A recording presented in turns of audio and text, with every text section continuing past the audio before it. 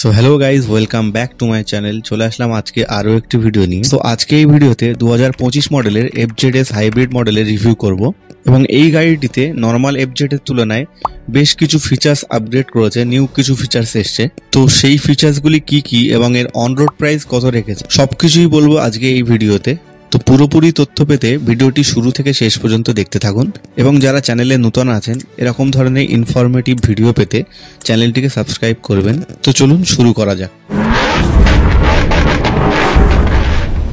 So আপনারা এখানে দেখতে পাচ্ছেন FZS হাইব্রিড মডেল। এটা আপনার নর্মাল FZS ভার্সন 3 বা ভার্সন 4 না। তো এটাতে কমসে কম 10 থেকে 12টি আপডেট দিয়েছে নিউ, এবং এর প্রাইসও বেড়েছে কিছুটা আগের তুলনায়। এবং এর মাইলেজ কত দেবে ভিডিওর শেষে বলবো, তো ভিডিওটি শুরু থেকে শেষ পর্যন্ত দেখতে থাকুন। এবং এর আপডেটের কথা যদি বলা হয়, সব থেকে বড় আপডেট হচ্ছে কিছু ডিজাইন চেঞ্জ করা হয়েছে। যেমন দেখুন এর যে ইন্ডিকেটর ডিজাইনটা চেঞ্জ করা হয়েছে। এবং এখানে এটা দেখতে পাচ্ছেন, এটা হচ্ছে আপনার সিয়ান গ্রে কালার। এবং এর যে গ্রাফিক্সটা দেখুন, গ্রাফিক্সটা কিছু চেঞ্জেস করা হয়েছে। এবং এর যে ট্যাঙ্ক এবং কাউলে দেখুন কিছুটা টেক্সচার ফিনিশ দেওয়া হয়েছে। এবং দেখুন এই সেম কালারের কিন্তু এর অ্যালয় হুইলটাও বানানো হয়েছে সায়ান কালারের, যেটা আগে কোনো FZ-এ ছিল না। এবং এটার জন্য আমার মনে হয় এর যে লুকটা আরো অনেক এনহান্স হয়েছে। এবং আপনাদের কি মনে হয় কমেন্ট বক্সে জানান। নর্মাল FZ-এ আপনার এই ট্যাঙ্ক কাউলগুলো দেখবেন ক্রোম ফিনিশিং দেওয়া হয়েছে, বাট এই যে মডেলটা আপনার বানানো হয়েছে এটাতে দেখুন আপনার ইন্ডিকেটর অ্যাড করা হয়েছে উইথ হ্যাজার্ড। এরপর যদি এর সামনের লুকের কথা বলা হয়, এর যে সামনের দেখুন হেডলাইটটা আপনার ফুল LED সেট আপ দেওয়া হয়েছে এবং দুই সাইডে দেখুন DRL লাইট দেওয়া হয়েছে।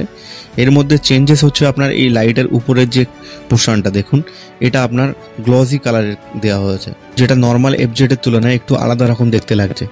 নেক্সট যদি এর ব্যাক লুকের কথা বলা হয়, এর যে ব্যাক টেল লাইটটা আছে এটাও আপনার LED দেওয়া হয়েছে নর্মাল FZ-এর মতো। এবং আপনার যে ইন্ডিকেটারগুলো দেখুন কিছুটা আপনার মডিফিকেশন করা হয়েছে। এটাতে দেখুন আরও একটি আপডেট দেওয়া হয়েছে, যেটা কিনা পার্সোনালি আমার খুব ভালো লেগেছে।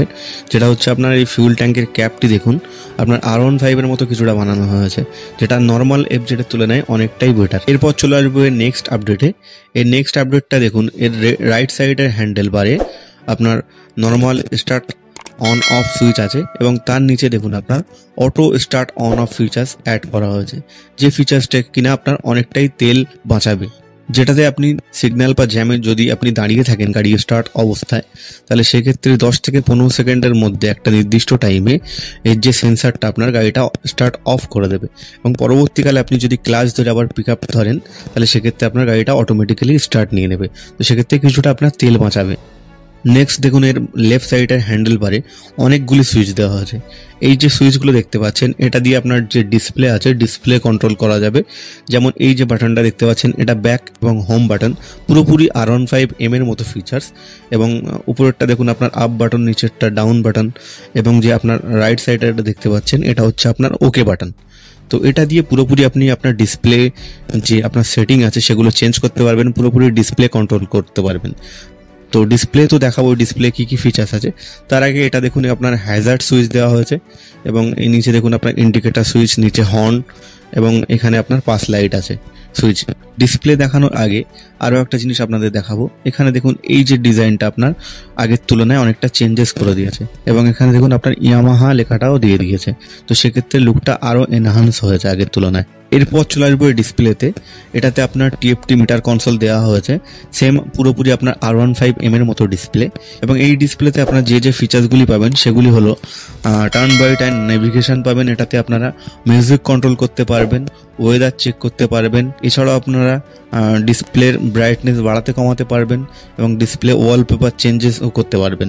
যেহেতু এই গাড়িটিতে ব্লুটুথ আছে, তো ব্লুটুথ কানেক্ট করে আপনারা এগুলো অপারেট করতে পারবেন। মিটারটি আরও একবার অফ করে অন করে দেখাবো। এখানে আপনার লেফট সাইডে দেখতে পাচ্ছেন অটো স্টার্ট অন অফের ইন্ডিকেটার, আপনার নিউট্রাল ইন্ডিকেটার, ঠিক আছে। রাইট সাইডে আপনার ইঞ্জিন চেক লাইট, সবগুলো ইন্ডিকেটার আপনারা দেখতে পাবেন এই ডিসপ্লেতে। তো মিটারে কি কি ফিচার্স আছে এবং কিভাবে কি সেটিং করতে হবে এগুলো পুরোপুরি দেখাতে গেলে ভিডিওটা অনেকটাই লং হয়ে যাবে। তো মিটার নিয়ে যদি আপনারা কেউ আলাদা ভিডিও দেখতে চান কমেন্ট বক্সে অবশ্যই জানাবেন। এছাড়া এই গাড়িতে যদি চার্জিং পোর্টের কথা বলা হয়, দুর্ভাগ্যবশত এটাতে চার্জিং পোর্ট দেওয়া হয়নি, তো আপনারা চাইলে আলাদাভাবে অ্যাড করে নিতে পারেন।